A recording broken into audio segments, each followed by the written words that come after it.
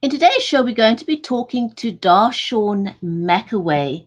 He is absolutely no stranger to the Writers' Corner live show. Darshaun has got a whopping 32 published titles. 11 of those titles are bestsellers. And today is going to talk us through how you can turn children's books into animation films, how you can fail forward because we all fail in life, but how can you turn that around into something positive and fail forward? And we're also going to be talking about one of his latest books in Anaiah's adventures. So stay with us. When we come back, we'll have more information on Darshaun McAway.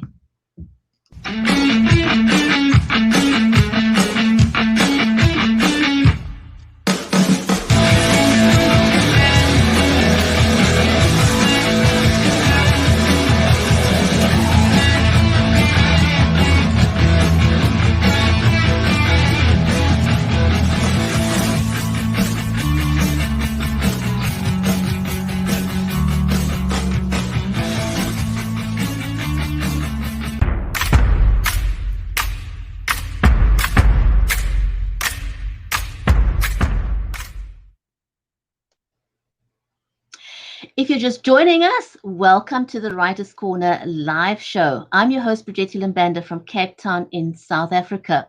Today's stream is made possible by StreamYard, Creative Edge, and Be Live Media.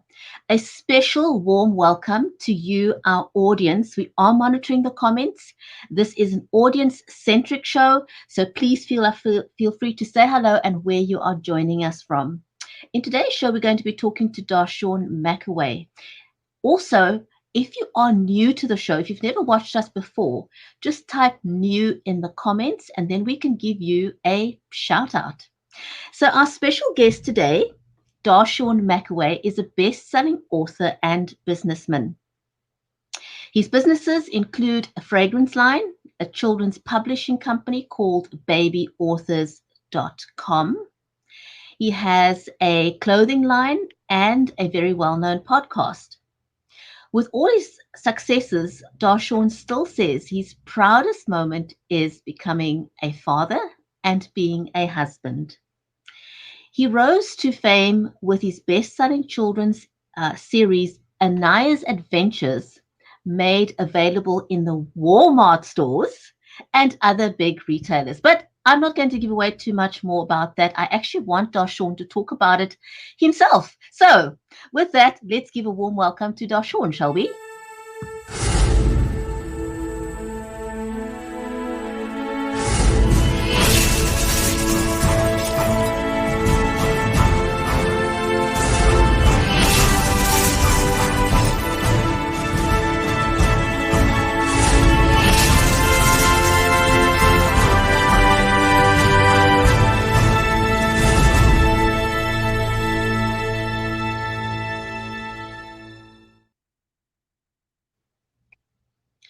Darshaun, welcome. You're a great friend of the show, so I'm delighted to have you back here again.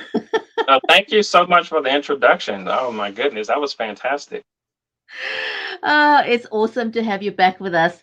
But there's many people who've not who may not have met you because people come and go. There's always new people watching the show. We go live on different platforms. And so I want to ask you if we can start off by, could you tell us, what your journey has been like so far as an author? And I really, really, really want you to tell us how it came about that Anaiah's Adventures got into Walmart. I mean, that is huge. That's a massive win. Oh, yeah, huge. So, there's two different timelines in my life. When I was 23, I had wrote my first book, Do You Mind If? Sold over 170,000 copies. And, from there, I ended up coming out with some more titles, which kind of gives me like that 32 number mark. But then in the year of 2015, I ended up getting married. And I told my wife, I say, hey, we got to figure out a way to take care of this little one here. We didn't really plan out the financial revenue on having a baby. So I say, hey, listen, I know some people. Very few people do, right? Right. So I told her, I say, listen, I know some people in Arkansas. There's a few people who owe me some favors. Maybe they can connect me with some people at the headquarters. Well, those people that I knew, they no longer work there. So we had made our way to Arkansas, got ourselves situated up in the Bentonville area where the Walmart headquarters is. And I wasn't hearing back from people for weeks. So I say, listen, I got to go up there. Right. And that's a big no-no, especially in today's time. But in 2015, this is way before COVID didn't, that type of stuff that wasn't even in existence. So I go up there, I have all my materials with me, a business card, the first book, first children's book, Anaiah's Trip to the Rainbow, right? And lo and behold, I see this gentleman coming out, and I'm like, okay, I can ask this guy what's going on. So I'm walking up the steps, and I purposely bump into him. I said, "Oh, excuse me, sir. Hey, my name is Darshaun McAway. I'm trying to figure out how do I get my children's books placed inside of Walmart." So he said, "Well, tell me more." I said, "Well, yeah, I have this small publishing company called babyauthors.com, and we're trying to come up with a 5-book series, and we want to find out how to get our books, inside your stores." He says, "Well, guess what? My name is James Cameron. I'm the vice president of Walmart. You just met the right person." So I go, "What?" He said, you Oh know, my goodness. Like, what are the chances of that ever "Right, happening? what are the chances, right?" So he says, "Give me your business card. I'm going to connect you with the book buyer." The book buyer emails me like, 3 or 4 days later, says, "James Cameron told me you're the person that I need to know. When can we set up a meeting?" We set up a meeting like a week later. I brought my wife and my daughter, and the meeting went well, to say the least. But what I love about that day the most is when the meeting was over, James Cameron came back to give me a handshake to say congratulations, and I have that photograph of him knowing that I was going to land the deal with Walmart. Wow. That, that to me is just humanity right there. Right, right, Of people being hands-on in their staff. I mean, it's such a great example of being actively involved in your business, because a lot of people lead from the top. They're not visible. They're not right, available right. to, to customers, to clients, and even oftentimes not to their staff. Right. So I think a huge big shout out to Walmart for that one. Yeah, yeah. And and little did I know at the time, they were looking for people like me who had a small business, who had a great product. It just so happened that they do not have enough of what they will label urban books or African American books placed inside their stores. So when I told them about the business plan of having a 5-book series, they were all for it. So it's going on 6 years now. I've been doing business with Walmart going on 6 years, roughly in August. August is when Anaiah was born. Her birthday is August 8th. So, from there, we've been able to create so many different things: socks, shoes, bed sheets, umbrellas. So, Walmart doors opened up to us tremendously. But Darshaun, I also want to say that you created that, as much as this guy was amazing and fantastic and the timing was just perfect, you created that opportunity. If Yes. you didn't go in there um, asking the questions, it would never have happened, because sometimes we don't ask. We expect things to just fall in our pathway without us taking the first step. But you took that first step, and it's been amazing for you. Oh yeah, big yeah, and you're correct. You're correct, and that's a lot. A lot of people are nervous to do something like that. And what I try to tell people is, when you want to get inside these big retail stores, what are you offering, right? I have like this popular story that I like to tell. I like to call it Darshaun and the Beanstalk. Instead of stealing from the giant, which would be Walmart or these big box retailers in this instance, what can you provide to the giant? What's the incentive? Instead of trying to take so much from people, what can you give?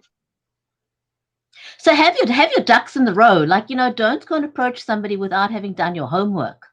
Right, Know what your offer is, know what you want going in, because the person you're trying to sell to is going to know whether you don't know your stuff. right. People have a sixth sense when it comes to things like that. So know what you. I just want to say a warm welcome again to our audience, whether you're watching us on Facebook, on Twitter, on YouTube, on Amazon. A warm welcome to you. Now, I do just want to say we are talking to Darshaun McAway about his series and his learnings in life as an author and a successful business person.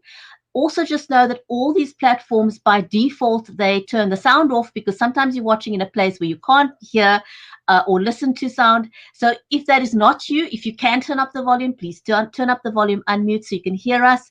And also please click on the follow button so that you can get notified when we are live again. Darshaun, getting back to you, your latest book is Anaiah's Trip to Atlantis. So Yes. did you start with wanting to have a series, or was that planned out, or did you just start with the first book and hope for the best? Tell us a bit about that. No, we started out. So the day Anaiah was born is when I got the inspiration. I finally realized that, okay, I know how to write a children's book. I know what to base it off of. It was just all this love and this genuineness of saying like, hey, I'm a dad for the first time. I don't want to mess this up. So that night I had wrote a 10-book children's series, but I made a plan for 5. I knew that I wanted her to, kind of go through this with me, ages 1 through 5. So there was always a plan. If you look back at some of my old footage, I had already had the covers to these books when she was like 2 years old.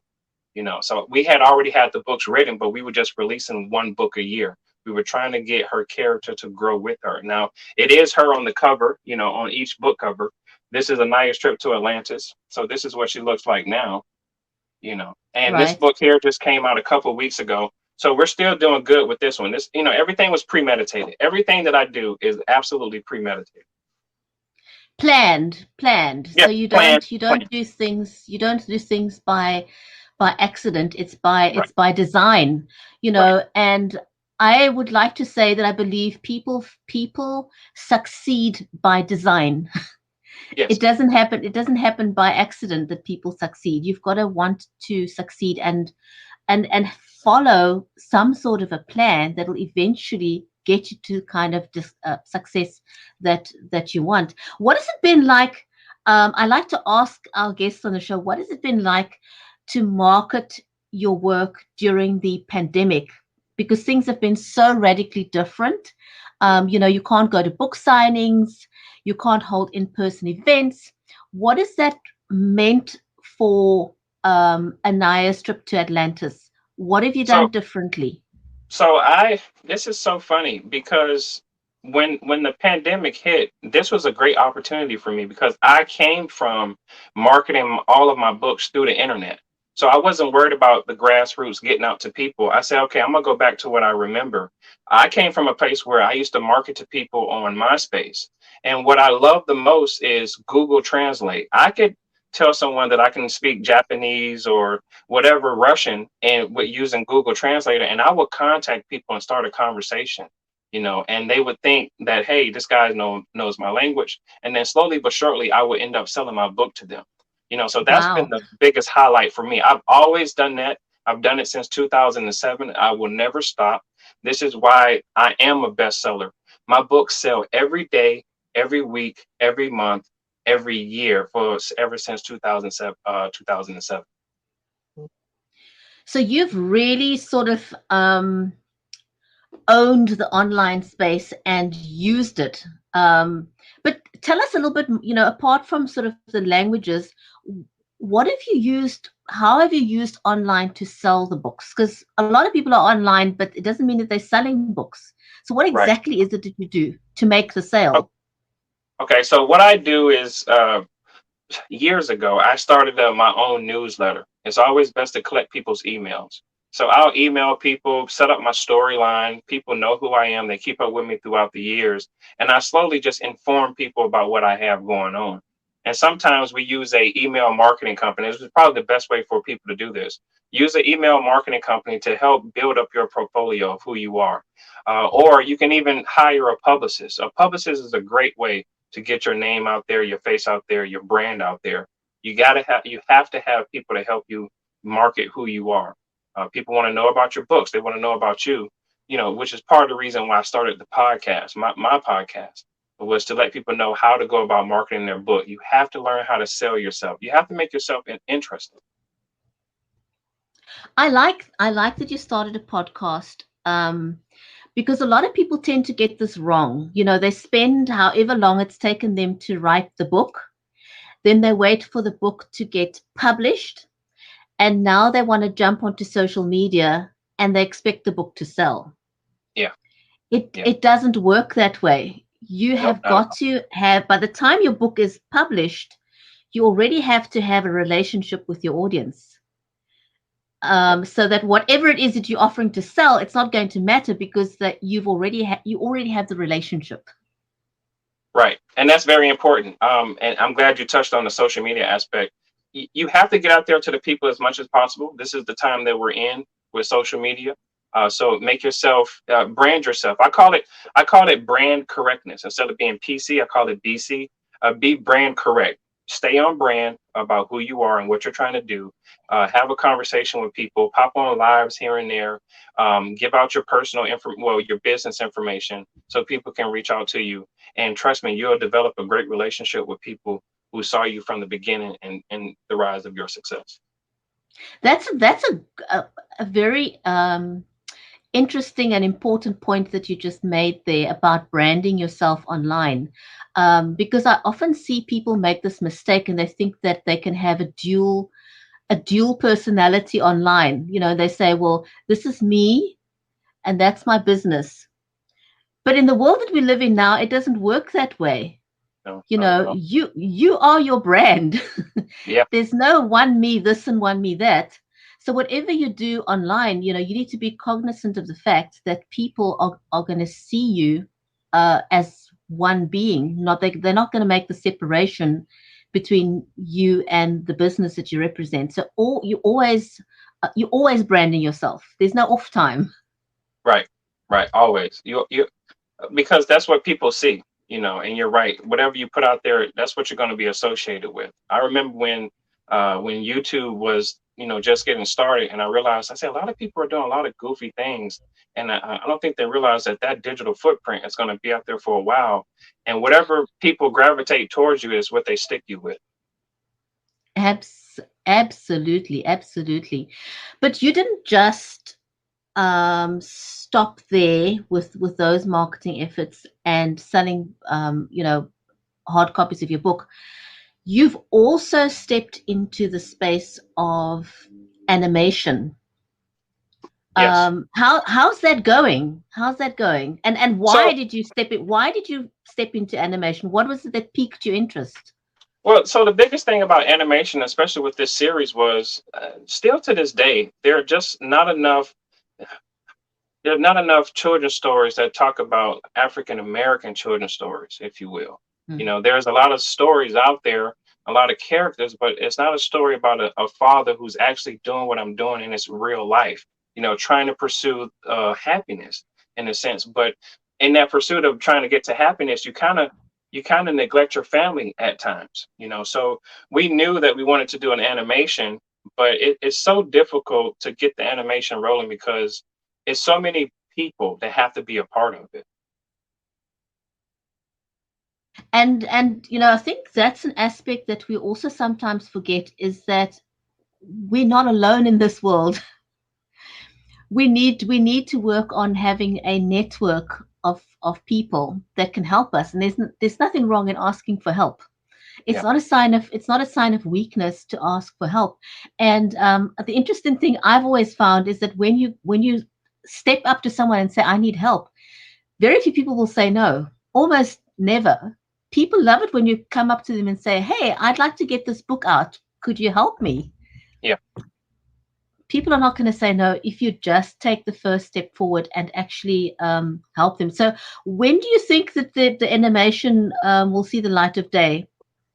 Well, so here's what happened. We had a huge Netflix and Hulu deal on the table. And this is why I Mhm. always talk about being transparent when you're doing business. The production company that we signed a non exclusive deal with in order to make the Netflix and the Hulu deal happen, they weren't being transparent with us. They ended up going out of business, right?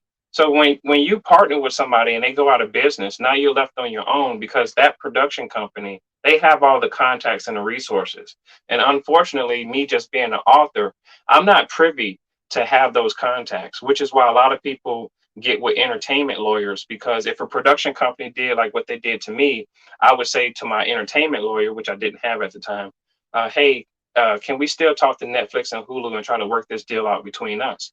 But that Hollywood scene, it's so different from just publishing. It's a whole different ball game because there's so much money attached that those companies, they want to purchase the rights from you and just move you out of the way. And that's not what I was all about. I really wanted to make sure that the story sticks to the point, and the character looks like the character. So I think for us, we're still working on it. I'm connecting with some more people now. Some people such as Floyd Mayweather. I'm trying to see if he'll be interested in being an executive producer of the brand and see what we can do from there. So it's the wheels are still turning. The storyboard is out there, the storyline is out there, but I just trying to sell it to the right person. So just to repeat what you said now, if you had to do this over again from the start, Yeah. what are the things that you'd have in place first? So the first thing I would have in place is the story, like your story, the storyboard, the plot, the whole line of it, right? Mainly the storyboard, and also having an entertainment lawyer. Entertainment lawyers are well connected and they know how to guide you into that industry. And what the film industry notices about a person that has an entertainment lawyer is that you're of great representation, you're legal. This lawyer, vetted you properly. So I would do that. I tried to skip a step, to skip over the lawyer and go directly to a production company. But I see now if a company goes out of business, I'll still have my lawyer. That is a good learning. Sometimes we think we'll take shortcuts. I read something the other day which I thought was actually quite profound. A guy said, he's a photographer, and when the client said to him, well, how much do you charge? And he says, well, I charge 10,000. And the client said, goodness, that's a lot of money, and he said, well, how much do you think you should be paying? And he says, well, 150. And the photographer says to him, well, for 150, I'll teach you how to take your own photographs. And the person says, fantastic. And he says, but before we get started, you will need to invest in a DSLR camera, which costs X amount. You'll have to invest in a lens, which costs X amount. You'll need a tripod. You'll need this, that, and the other. And the person quickly realized, whoa, this is like 3 times the 10,000 he was talking about. Yeah, that's exactly right. You have to, the biggest thing I like to tell people is the way to invest in yourself is about your ideas, not so much into like investing into the market, but investing into yourself, buying the right, equipment. If you can take your time and research it, there are plenty of free videos and free advice of people telling you how to do it the right way so you can be successful. So start with good, research is everything. Do your homework. Darshaun, I want to move on to actually the sort of writing process.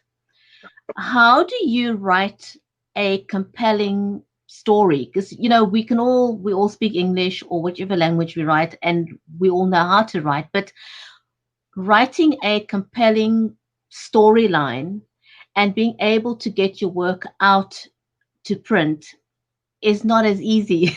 So Right. do you have any tips or suggestions that you're willing to share?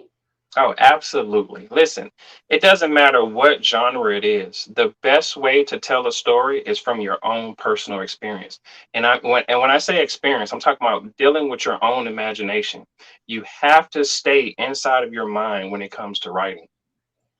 When I first started writing poetry, I spoke about my heart being broken, and that came from a true place. So when you read it on paper, you go, I understand where this young man is coming from. So fast forward years later, I go, well, listen, I want to tap back into my childhood. I want to find out what it is to play again. And now I have a little person I can play with, and I can show her how to do certain things. So I tapped into that. So with our children's book series, they're just fun. So I tapped into my fun side. I'm like, again, I'm just happy to be a dad. I'm happy somebody wants to play with me, and go to the park with me all the time. So in order to write a compelling story, I would say you have to stay inside of your imagination. That's where the best books come out of, your imagination. That is amazing. And I like that you talk about tapping into your real life experiences, because they're relatable. It's unlike stuff that you make up. It doesn't convey the same sense of authenticity. as when you're talking from your heart, because when you're talking from your heart, you become relatable to other people. And very often we think no one else can understand my story.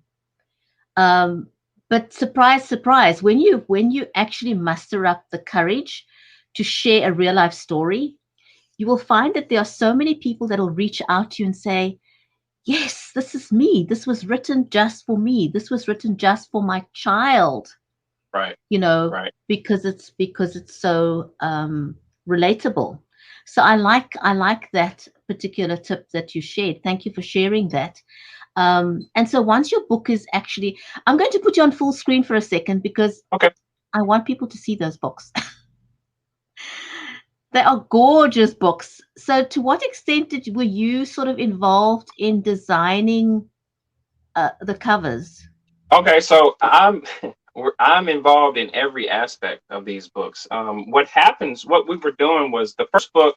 Anaiah didn't have any say so. It was just my wife, and we were just trying to figure out, okay, how do we make this give it a commercial appeal? And then Right, the second book, we decided to say, okay, well, let's show Anaiah how to do this and kind of work with the software with her, and she's right. real familiar with it. So I started letting Anaiah basically pick the font and the color of the font and what's going to happen, with the pictures. So I'm involved in every aspect of these. My whole entire family, well, the ladies in the family have the final say so. A lot of the covers that I like didn't go through. So these are the ones that they picked. I really like that you actually asked Anaya because the thing is, she's a child. Yeah. She knows what she likes, and chances are that other children are going to like what she likes. Yeah, exactly. And it's been working well for us. It's been working well.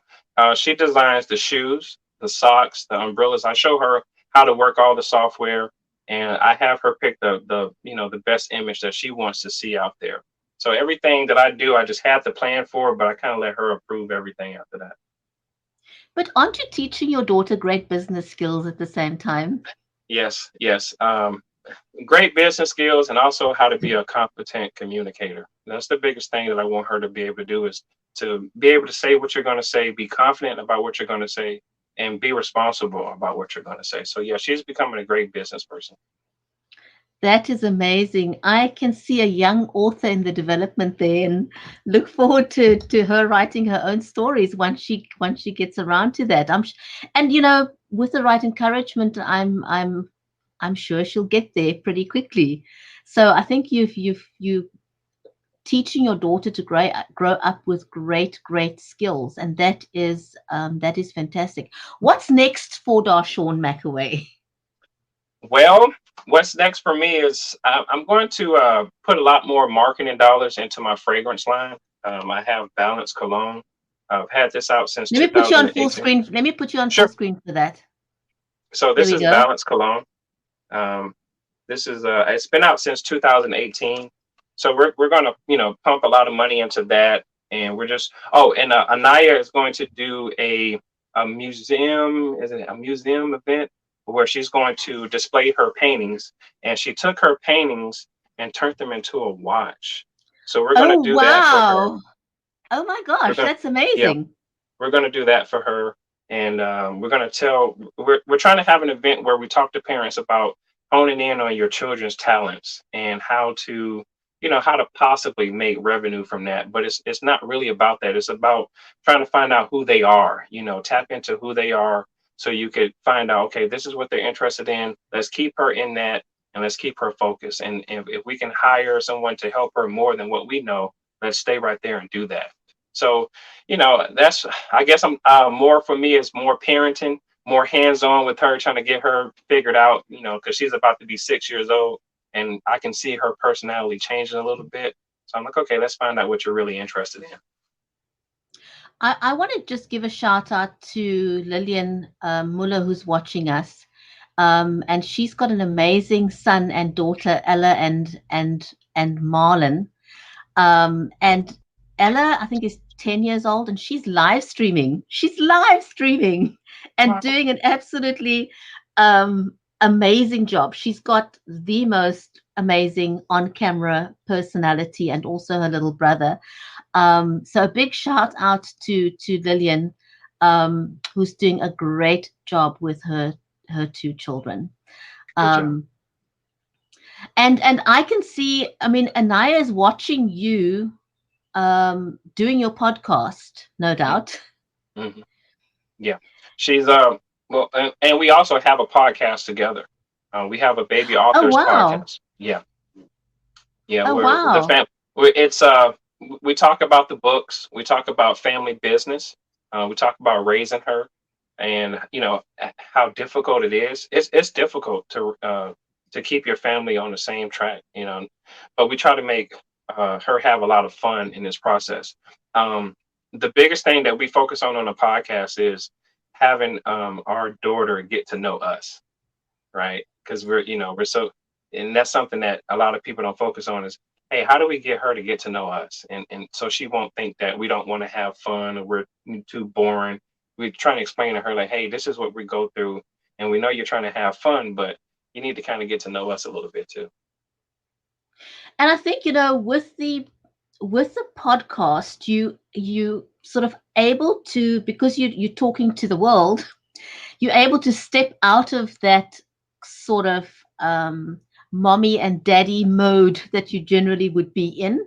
Yeah, And so she's getting to experience you the way other people would experience you. right, right.